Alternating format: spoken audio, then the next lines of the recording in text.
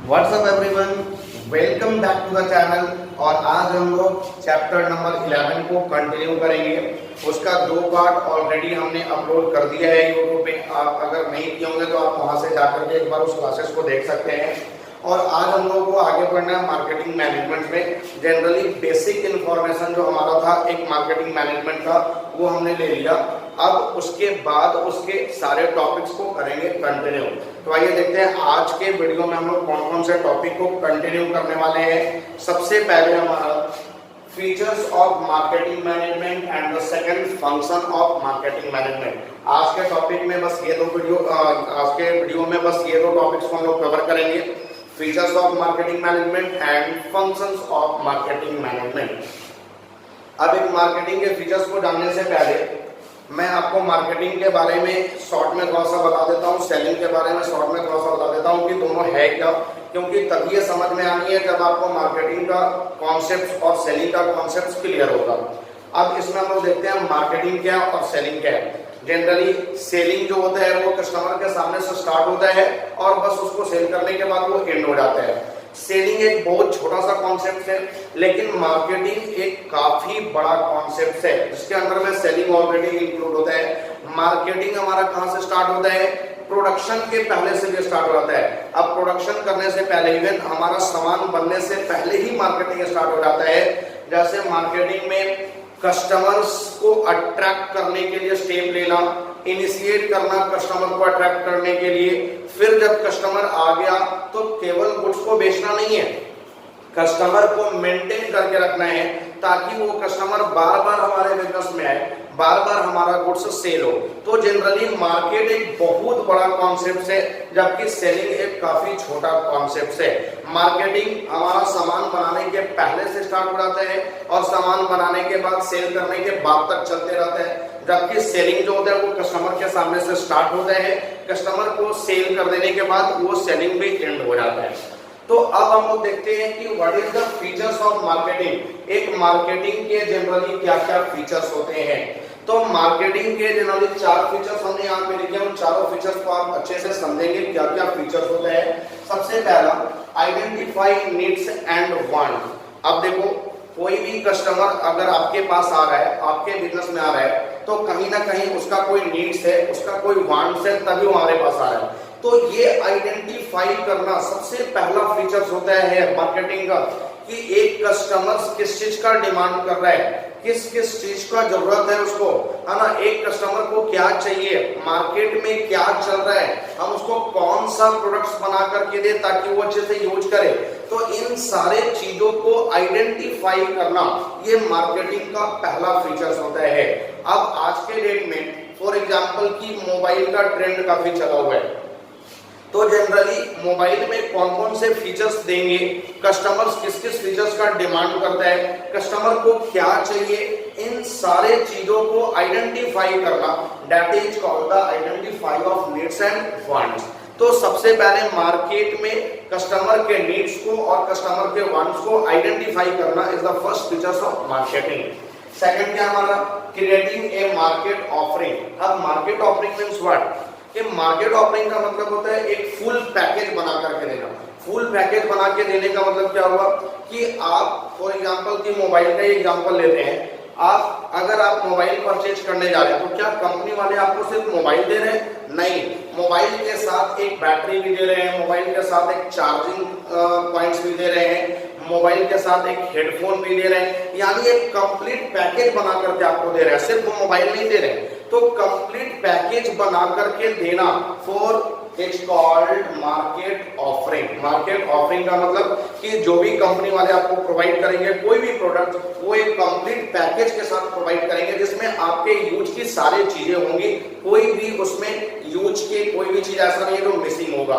तो complete package बना करके प्रोवाइड करना, that is called the market offering. Next हमारा क्या है, कस्टमर वैल्यू। अब कस्टमर वैल्यू क्या होता है कि वैसा प्रोडक्ट्स बनाना जो कस्टमर्स को वैल्यू प्रोवाइड करे।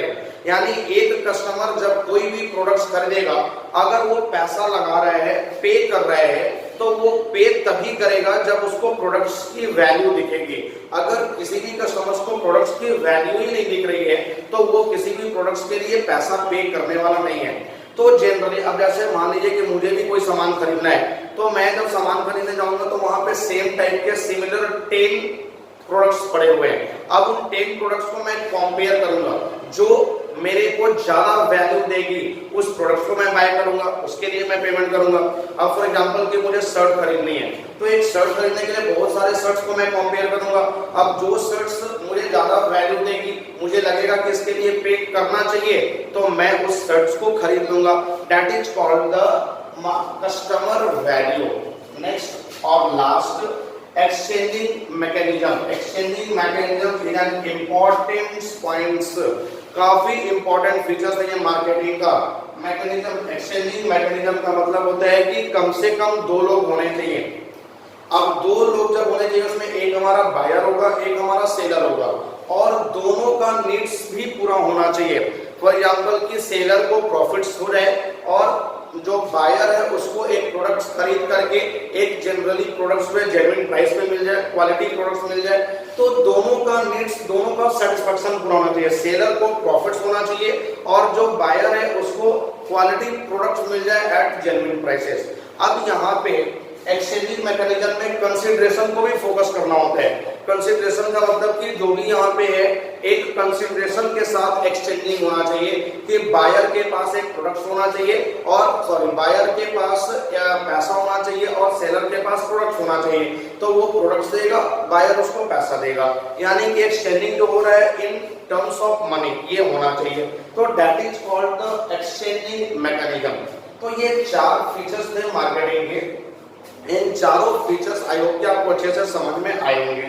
अब उसके बाद हम बात करें फंक्शंस ऑफ मार्केटिंग। देखो, एक मार्केटिंग के बहुत सारे काम होते हैं, जनरली इतने काम होते हैं, सबको क्लियर कर पाना आपके लिए सबसे इंपॉर्टेंट पॉइंट्स है। अब यहाँ पे हमने कुछ फंक्शंस लिखे हैं मार्केटिंग के, एक्चुअली 12 फंक्शंस यहाँ पे हमने मार्केटिंग के लिखे हैं। अब ये कोई जरूरी नहीं है कि सारे फंक्शन सीक्वेंस में होने चाहिए, लेकिन एटलीस्ट जो भी अरेंजमेंट था हमने अरेंज करके लिखे कि ये फंक्शंस मार्केटिंग के होते हैं। अब सबसे पहला फंक्शन क्या होता है? Gathering and analysing of market information. Market के इंफॉर्मेशन को गैदर करना, एनालाइज करना। गैदर करना, एनालाइज करने का मतलब क्या हुआ कि किसी भी प्रोडक्ट्स को बनाने से पहले आप मार्केट एनालाइज करते हो, मार्केट में जाकर के चेक करते हो कि कस्टमर्स को क्या चाहिए, कस्टमर्स का डिमांड क्या है, मार्केट में क्या चल रहा है।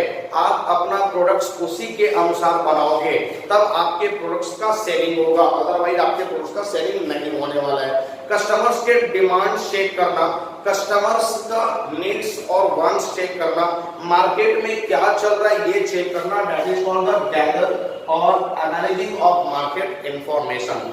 अब इसमें आज के डेट में मोबाइल्स का ट्रेंड चला हुआ है, तो मैं ये चेक करूंगा कि कौन सा मोबाइल ज्यादा वैल्यूएबल है, कौन से मोबाइल का ज्यादा डिमांड है, मैं भी उसी तरह का प्रोडक्ट्स बना के दूंगा, तब जाकर के हमारा प्रोडक्ट सेल होगा, अदरवाइज हमारा प्रोडक्ट सेल नहीं होगा। तो एनालाइज करना और गैदर करना कि मार्केट में क्या चल रहा है, that is the first functions of marketing. Second functions market planning. अब जब हमने एनालाइज कर लिया कि मार्केट में क्या चल रहा है, मुझे क्या बनाना है, तो मैं मार्केटिंग के प्लानिंग करूंगा। प्लानिंग का मतलब कि मैं जो प्रोडक्ट्स लॉन्च करने वाला हूँ वो किस डेट पे लॉन्च करने वाला हूँ, मैं क्या ऑफर देने वाला हूँ, by one get one free, मैं कौन सा फेस्टिवल ऑफर देने वाला हूँ, इन सारे चीजों के लिए जो प्लानिंग, हमारा प्राइस क्या होगा, हमारा जो ये डिस्ट्रीब्यूशन ऑफ चैनल है ये क्या होगा, मैं अपने प्रोडक्ट्स को कस्टमर तक कैसे पहुंचाऊंगा, इन सारे चीजों के बारे में प्लानिंग जो करते हैं उसको हम लोग बोलते हैं मार्केट प्लानिंग। अब जब मार्केट प्लानिंग हो गया तो नेक्स्ट हमारा है प्रोडक्ट डिजाइनिंग एंड डेवलपमेंट। अब प्रोडक्ट्स को किस तरह से डिजाइन किया जाए कि कस्टमर्स उस प्रोडक्ट का ज्यादा से ज्यादा डिमांड करें। अब फॉर एग्जांपल कि पहले मोबाइल की बात की, आज मोबाइल का एग्जांपल लेते हैं। मोबाइल की बात की तो मोबाइल में सैमसंग है, नोकिया है, ओप्पो है, वीवो है, एमआई, बहुत सारी कंपनियां हैं। तो जनरली जो सैमसंग और नोकिया फीचर्स दे रही है उसमें ऐसा कौन सा फीचर्स है जो वो मिस आउट कर रही है, जो मैं दे सकता हूँ, तो आप सारे प्रोडक्ट्स को कंपेयर करोगे, सारे मोबाइल्स को कंपेयर करोगे और देखो कि उसमें कौन सा फीचर्स मिस आउट है। अगर मैं वो फीचर्स लेकर के आऊं प्रोडक्ट्स में तो मेरे प्रोडक्ट्स का डिमांड बढ़ेगा। तो that is called the product designing and product development. Next हमारा क्या है, standardisation and grading of products. अब स्टैंडर्डाइजेशन क्या होता है कि मैं अपने प्रोडक्ट्स को एक स्पेसिफिक लेवल पे बनाऊं, यानी कि प्रोडक्ट्स को स्पेसिफिक लेवल का मतलब specific size, specific type, specific weight, यानी एक स्टैंडर्डाइजेशन प्रोवाइड करना। अब फॉर एग्जांपल कि आज के डेट में बहुत सारे मोबाइल जो है सारी फीचर्स तो हैं लेकिन काफी वेट है। अब काफी वेट है तो लोगों को परेशानी होता है पैकेट में लेकर के जाना, कहीं लेकर के आना। तो मैं ये चेक करूंगा कि ये प्रोडक्ट्स काफी वेट का, अगर मैं लाइट वेट का कोई मोबाइल बनाऊं तो मेरे मोबाइल का डिमांड बढ़ सकता है। तो मैंने वहां पर डिसाइड किया कि मैं एक मोबाइल बनाऊंगा जिसका वेट मैक्सिमम 100 ग्राम होगा, 100 ग्राम होगा। अब 100 ग्राम का जब मोबाइल आएगा तो वो सबसे लाइटेस्ट वेट वाला मोबाइल इंडिया में होगा। तो मैं वहां पे अपना एडवर्टाइजमेंट भी कर सकता हूँ लाइटेस्ट, मैं वहां पे एडवर्टाइजमेंट क्या करूंगा, lightest weight of mobile in India. तो वहां पे मेरे मोबाइल का डिमांड बढ़ सकता है, लाइट वेट रखेंगे, कोई भी कहीं भी लेकर के जा सकता है। तो ये होता है हमारा स्टैंडर्डाइजेशन। अब ग्रेडिंग ऑफ प्रोडक्ट्स क्या होता है, ग्रेडिंग का मतलब कि देखो आज के डेट में जो भी प्रोडक्ट्स बनाई जाएंगी वो हमारा जो अफोर्डेबल पॉइंट है उसको ध्यान में रखते हुए बनाना है कि कौन सा पर्सन का बजट क्या है, अकॉर्डिंग टू बजट। अब कुछ लोगों का लो बजट है तो उसके अकॉर्डिंग आप मोबाइल बना के दो, ये लो बजट का मोबाइल। कुछ लोगों का मीडियम बजट है तो आप उसके अकॉर्डिंग मोबाइल बना के दो, ये मीडियम बजट का मोबाइल। कुछ लोगों का हाई बजट है तो आप उसके अकॉर्डिंग बजट बना के दो, ये हाई बजट का मोबाइल जिसमें सारे फीचर्स होते हैं। तो बजट के अकॉर्डिंग, लोगों के बजट के अकॉर्डिंग आप वहां पे अपने प्रोडक्ट्स का ग्रेडिंग करेंगे कि कौन सा बजट में किस फीचर्स वाले मोबाइल को रखा जाए। तो ये होता है हमारा यानी लो बजट, मीडियम बजट और हाई बजट। नेक्स्ट हमारा क्या है, पैकेजिंग एंड लेबलिंग। ये दो वर्ड ऐसे हैं जो मार्केटिंग के पिलर्स माने जाते हैं। क्या होता है पैकेजिंग और लेबलिंग, जिसको मार्केटिंग का पिलर्स माना जाता है। तो पैकेजिंग का मतलब होता है कि किसी भी गुड्स को पैकेज करना। पैकेज करने का मतलब कि आपको पैकेजिंग इतना अट्रैक्टिव करना है कि लोगों को पैकेजिंग देख के पता चले कि हाँ ये इस कंपनी का प्रोडक्ट है।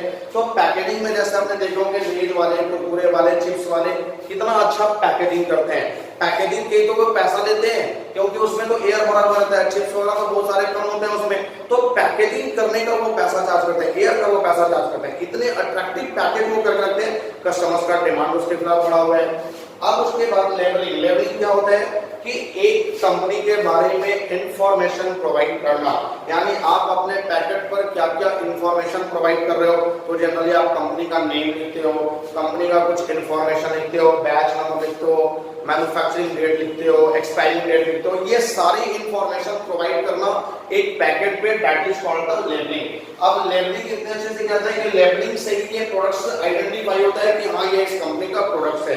तो packaging and labelling are the two pillars of marketing. अब नेक्स्ट में बात करूं ब्रांडिंग। ब्रांडिंग क्या होता है, अपने प्रोडक्ट का एक ब्रांड नेम डेवलप करना। अब ब्रांड नेम का मतलब कि जिससे हमारा प्रोडक्ट आइडेंटिफाई होगा, इस ब्रांड का ये प्रोडक्ट होता है।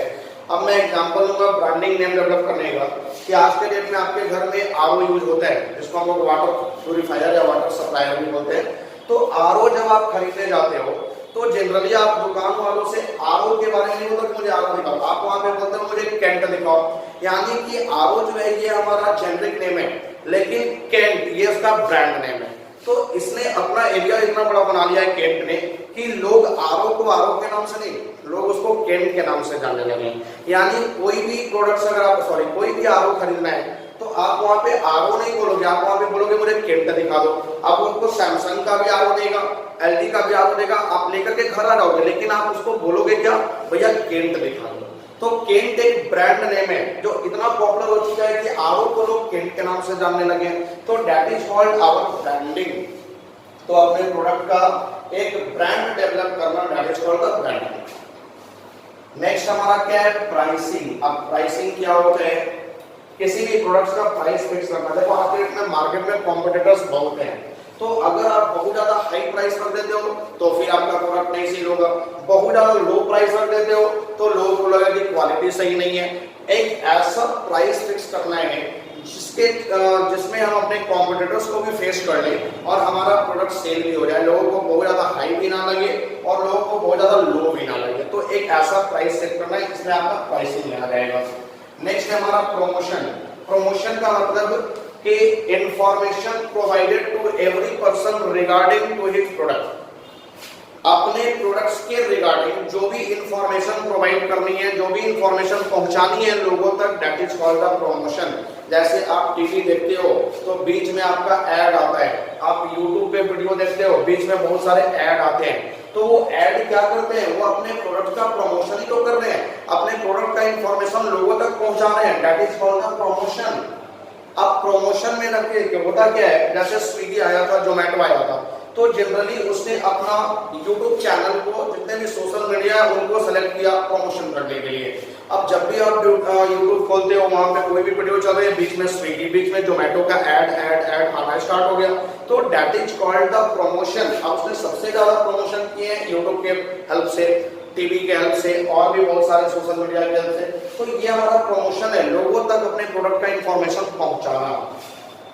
नेक्स्ट है फिजिकल डिस्ट्रीब्यूशन। अब हमने प्रोडक्शन का काम तो शुरू कर दिया और मैं चाहता हूं कि हमारा जो प्रोडक्ट है वो जनरली सारे लोगों तक पहुंच जाए, पूरे इंडिया में पहुंच जाए। तो उसके लिए हमारा फिजिकल डिस्ट्रीब्यूशन स्ट्रांग होना चाहिए। अगर हमारा फिजिकल डिस्ट्रीब्यूशन स्ट्रांग है तो हम अपने प्रोडक्ट को सारे इंडिया में पहुंचा सकते हैं। लेकिन अगर हमारा फिजिकल डिस्ट्रीब्यूशन स्ट्रांग नहीं है तो हम एक लिमिटेड एरिया तक रेस्ट्रिक्टेड होकर के रह जाएंगे, अपने सिटी तक रेस्ट्रिक्टेड होकर के रह जाएंगे।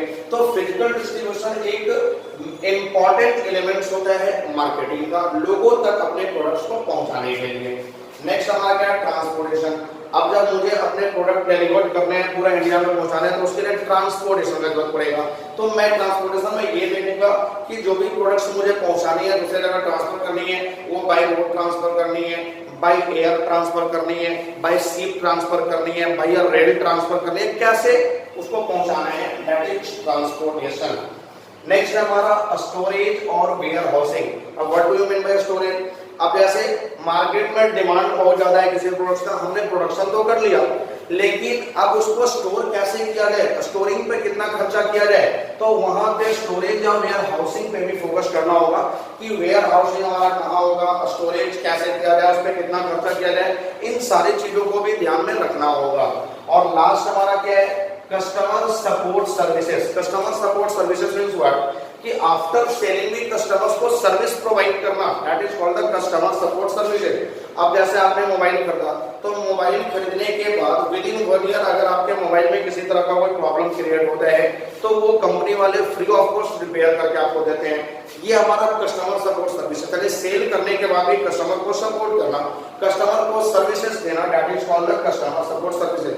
तो ये भी एक बहुत बड़ा एलिमेंट है जो मार्केटिंग में हेल्प करता है।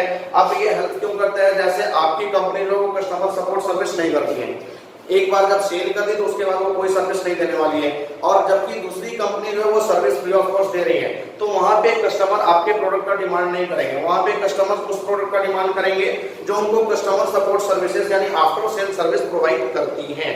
तो customer support services is a very important elements of marketing. तो ये 12 इंपॉर्टेंट फंक्शंस थे मार्केटिंग के लिए। एक मार्केटर इन सारे फंक्शंस को फॉलो करते हुए मार्केटिंग पे फोकस करता है, मार्केटिंग का काम करता है। तो आई होप कि आपको ये दोनों topic, features of marketing and functions of marketing, समझ में आ गए होंगे। अगर कोई ऐसे भी है जिनको समझ में नहीं आया तो आप कमेंट सेक्शन में मैसेज करके पूछ सकते हैं या फिर हमारे मोबाइल नंबर पे कॉल करके डायरेक्टली भी पूछ सकते हैं। तो ये आपका था दो टॉपिक आज के वीडियो में जो हमने कवर किए। अब इसका नेक्स्ट टॉपिक हम लोग कवर करेंगे नेक्स्ट वीडियो में। तब तक आप इसका नोट्स बनाइए, एनसीईआरटी से इसका लैंग्वेज पढ़िए, वहां पे सारा इंफॉर्मेशन मिल जाएगा। और वीडियो को लाइक और शेयर करना मत भूलिए। Thank you.